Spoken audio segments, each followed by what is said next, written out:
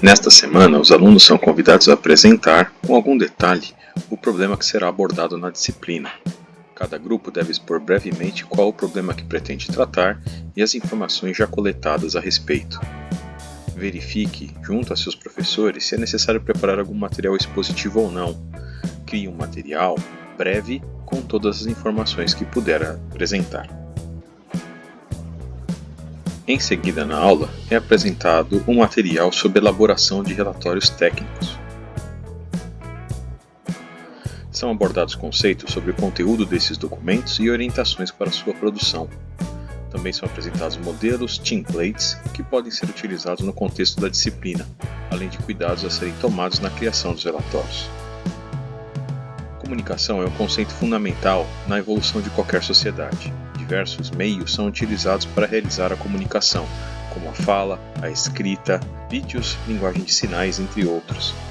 No ambiente técnico, a comunicação escrita se destaca pois preserva de forma duradoura os conceitos e informações importantes, com apoio de elementos de texto como figuras, esquemas, gráficos e tabelas. Na atividade de engenharia, uma parte significativa do tempo é dedicada à escrita de documentos técnicos. Existem vários tipos de documentos técnicos utilizados em engenharia, como manuais, guias, laudos, artigos e relatórios, cada um com finalidades específicas. Dependendo da instituição ou empresa onde a informação é produzida e armazenada, são utilizados formatos e regras específicos. Essas normas padronizam a linguagem visual e a diagramação, criando uma identidade visual. Além da parte visual, existem orientações sobre a estruturação do conteúdo do documento, visando sistematizar a apresentação das informações. 3 características são importantes e devem ser consideradas na elaboração de documentos técnicos. Primeiro, esses documentos geralmente são produzidos de forma gradual, em várias versões ou edições subsequentes, com revisões constantes por diferentes pessoas. Isso levanta uma questão sobre versões e versionamento. Qual será que é a versão mais recente do documento? Segundo, dependendo da área da engenharia, é necessário utilizar uma terminologia específica e adequada ao contexto.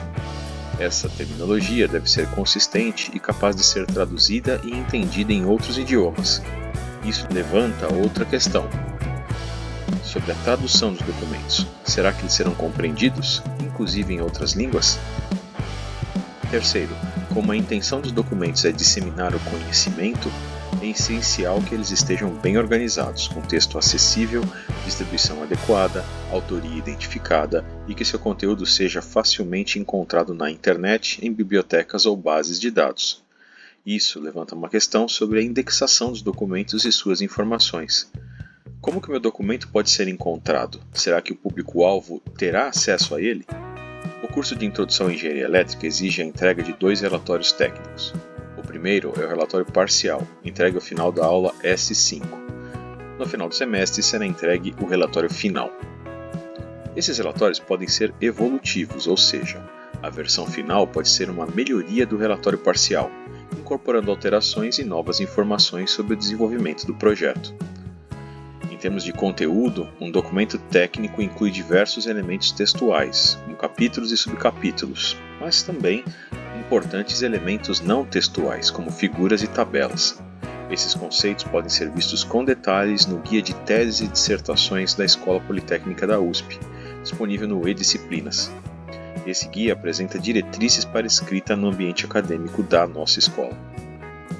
De qualquer forma, em um relatório técnico que descreve um projeto de engenharia, sugere-se a presença dos seguintes elementos: capa, com a identificação dos autores e o título, resumo do trabalho e sua tradução para o inglês, o abstract, incluindo palavras-chave para a indexação do documento, índice remissivo, capítulos, subcapítulos, seções e subseções, detalhando o desenvolvimento de todo o trabalho, uma conclusão, um capítulo de referências bibliográficas e outros capítulos com anexos e apêndices.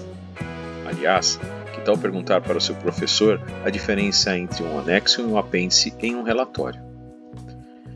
Em termos de conteúdo, no relatório parcial do seu grupo, espera-se algo como uma introdução ao tema, um levantamento de dados com a análise e pesquisa bibliográfica, uma clara definição do problema que vai ser tratado, os objetivos do trabalho, restrições e um capítulo descrevendo todas as possíveis alternativas criadas para a solução do problema por vocês. Até a entrega do relatório parcial, não é necessário que o grupo tenha escolhido uma dessas soluções para que venha a ser implementada até o final do semestre. Isso será feito após a apresentação parcial. No relatório final, espera-se que o documento anterior seja melhorado e apresente também critérios para avaliação das soluções propostas, métricas e métodos para a escolha da solução ideal, especificando e detalhando a solução que será implantada, criando o protótipo e prova de conceito, realizando testes, coletando resultados, analisando os resultados em relação àqueles esperados. Ao final do relatório, é esperada uma conclusão e, inclusive, recomendações para trabalhos futuros. Esse relatório final é muito importante. Não se esqueça de incluir esquemas elétricos, trechos de código-fonte, algoritmos utilizados, diagramas e outros elementos que mostrem como sua solução foi desenvolvida, montada e testada. Pergunte para o seu professor detalhes sobre esse relatório. Nesta apresentação são destacados também alguns cuidados que seu grupo deve ter ao elaborar um documento. Por exemplo, ao escrever o texto, utilize sempre uma linguagem impessoal. Use termos como fez-se, criou-se, foi modificado, foi criado, entre outros. Evite o uso da primeira pessoa do singular ou plural em um documento acadêmico. Pergunte ao seu professor sobre relatórios que podem servir como referência para a elaboração do seu documento. Qual editor de texto que devemos utilizar? Que modelo de documento podemos seguir? Nunca se esqueça de incluir as referências bibliográficas, citando-as no seu texto, citando todos os autores mencionados e referenciar todas as figuras e tabelas ao longo do seu texto.